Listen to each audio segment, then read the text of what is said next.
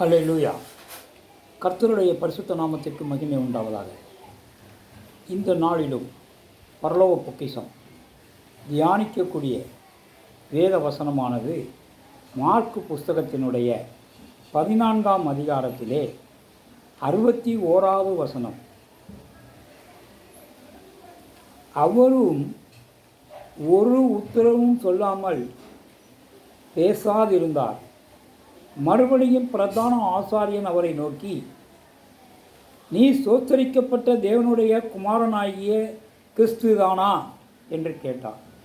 ஆண்டவராகிய இயேசு கிறிஸ்துவை யூதாஸ் காரியோத் காட்டி கொடுத்த பிறகு அவரை பிடித்து ஆலோசனை சங்கத்திலே வைத்து விசாரித்த போது அவர்கள் கேட்ட கேள்விகளுக்கெல்லாம் ஆண்டவராகிய இயேசு கிறிஸ்து எந்த ஒரு பதிலையும் சொல்லாமல் அமைதியாகவே இருந்ததினாலே ஆலோசனை சங்க தலைவன் இயேசுவிடத்திலே மறுபடியும் ஒரு கேள்வியை அங்கே கேட்கிறான்.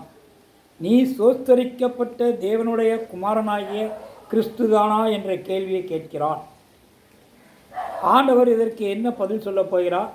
அமைதியாக இருக்கப் போகிறாரா அல்லது இதற்கு பதில் சொல்லப் போகிறாரா? அப்படியே பதில் சொன்னாலும் என்ன பதிலை சொல்வார் என்பதற்கு ஏற்கனவே ஆண்டவராகிய இயேசு கிறிஸ்து தன்னோட சீசர்களோடு சுவிசேஷ பயணம் சென்றபோது பெத்சாய்தா பட்டணத்திலிருந்து புறப்பட்டு அவர் பிலிப்பு செசரியா பட்டணத்திற்கு வந்தபோது அங்குள்ள கிராமங்களுக்கு சென்றார். அங்குள்ள கிராமங்களுக்கு அந்த பட்டணத்தின் தலைநகரின் பெயரையே இருந்தன. அந்த பட்டணத்தின் நுழைவாயிலே வாணியம் என அழைக்கப்படும் கிரேக்க தேவதைக்கு ஒரு ஆலயம் கட்டி வழிபட்டு வந்தார்கள். அங்கே இருக்கின்ற காற்பங்கு தேசாதிபதி அந்த நகரத்தையும் அந்த ஆலயத்தையும் அழகுபடுத்தி சக்கரவர்த்தியின் பெயரோடு தன் பெயரையும் இணைத்து அது வடக்கு கலிலேயா கடற்கரையிலிருந்து 25 மைல் தூரத்திலே எர்மோன் மலையடிவாரத்திலே ஆண்டவராகிய இயேசு கிறிஸ்து சென்ற இடம் அந்த இடம் இருந்தது. இது அவருடைய சுவிசேஷ பயணத்தினுடைய கடைசி இடமாகும்.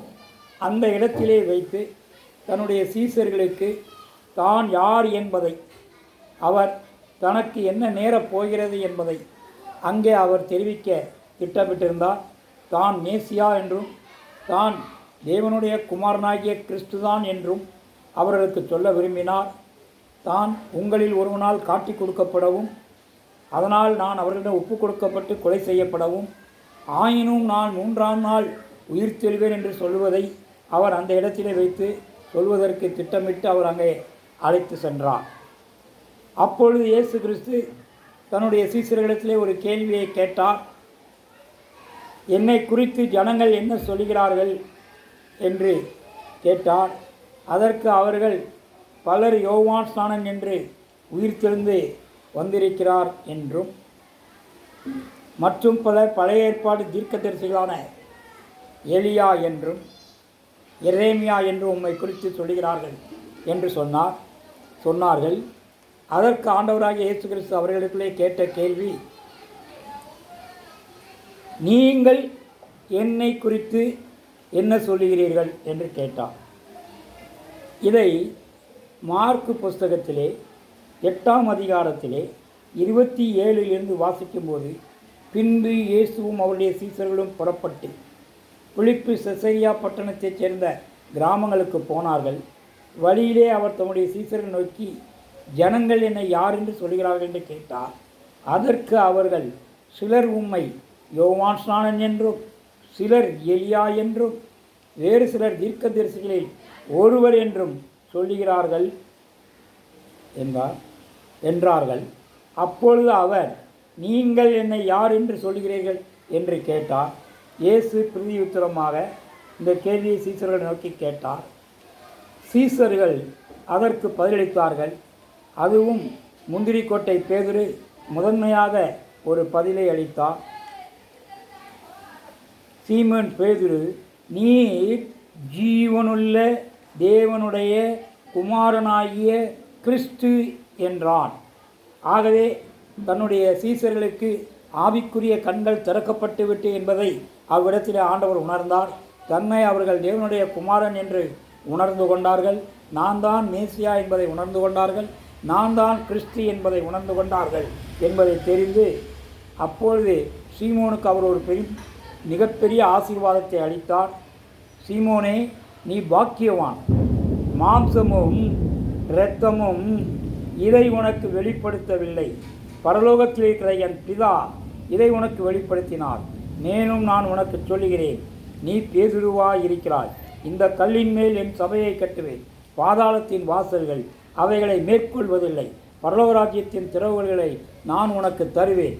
பூலோகத்தில் நீ கட்டுகிறது எதுவோ அது பரலோகத்திலும் கட்டப்பட்டிருக்கும். பூலோகத்தில் நீ கட்டவிழ்ப்பது எதுவோ அது பரலோகத்திலும் கட்டவிழ்க்கப்பட்டிருக்கும் என்றார். இந்த ஆசீர்வாதம், இந்த அதிகாரம் பேதுருவுக்கு மட்டுமல்ல, ஜீவனுள்ள தேவனுடைய குமாரனாகிய கிறிஸ்து என்று அறிக்கையிடுகிற ஒவ்வொரு ஊழியக்காரர்களுக்கும் இந்த ஆசீர்வாதத்தை, இந்த அதிகாரத்தை தேவன் கொடுத்திருக்கிறார் என்பதை மத்தேயு புஸ்தகத்திலே 18ஆம் அதிகாரத்திலே 18ஆம் வசனம் சொல்லுகிறது. பூலோகத்திலே நீங்கள் எவைகளை கட்டுவீர்களோ அவைகளை பரலோகத்திலும் கட்டப்பட்டிருக்கும். பூலோகத்திலே நீங்கள் எவைகளை கட்டவிழ்ப்பீர்களோ அவைகள் பரலோகத்திலும் கட்டவிழ்க்கப்பட்டும் என்று மெய்யாகவே உங்களுக்கு சொல்லுகிறேன். ஆகவே ஆண்டவராகிய இயேசு கிறிஸ்துவை மேசியா என்றும் அவர் ஜீவனுள்ள தேவனுடைய குமாரனாகிய கிறிஸ்துதான் என்பதை அவர் தன்னிடத்தில் சீசர்களுக்கு எப்படி வெளிப்படுத்தினாரோ இன்றைக்கு நமக்கும் கல்வாரி சிலுவையிலே மரித்து உயிர்த்தெழுந்து அவர் நமக்கு தான் மேசியாதான் என்பதை இன்றைக்கு வெளிப்படுத்தியிருக்கிறார். நாம் அவரை அறிக்கை விடுவோமானால் நமக்கும் பேதுருக்கு கொடுத்த அந்த ஆசீர்வாதத்தை, அந்த அதிகாரத்தை கர்த்தர் தந்திருக்கிறார். அதை நாம் முழுமையாக பேதுருவை போலவே பயன்படுத்துவோம். தேவன்தாமே நம்மை ஆசீர்வதிப்பாராக. ஆகவே அவன் கேட்ட கேள்வி, பிரதான ஆசாரியன் கேட்ட கேள்வி, நீர் ஜீவனுள்ள தேவனுடைய குமாரனாகிய கிறிஸ்துதானா என்று கேட்டார். இதுவரை பதில் பேசாதிருந்த ஆண்டவர் ஆம் என்று அன்றைக்கு பதில் சொன்னதை நாம் நாளைய தினத்திலே அடுத்த வசனத்திலே தியானிப்போம். தேவன்தாமே நம்மை ஆசீர்வதிப்பாராக. அல்லேலூயா. கர்த்தருடைய பரிசுத்த நாமத்திற்கு மகிமை உண்டாவதாக.